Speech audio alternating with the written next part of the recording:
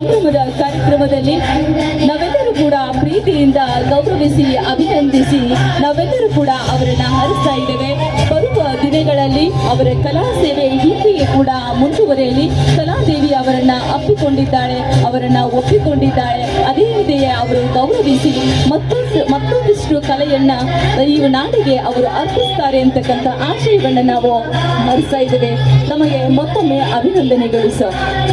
ಜಗತ್ತಿನ ಜಾತಿ, ಧರ್ಮ, ಭಾಷೆ, ಗಡಿ ದೇಶಗಳನ್ನ ಮೀರಿ ಶಿಕ್ಷಿತರನ್ನ ಅಶಿಕ್ಷಿತರನ್ನ ಎಲ್ಲರನ್ನ ಕಟ್ಟುವ ಜಗತ್ತಿನ ಏಕೈಕ ಭಾಷೆ ಅಂದ್ರೆ ಅದು ಕೇವಲ ಸಂಗೀತ.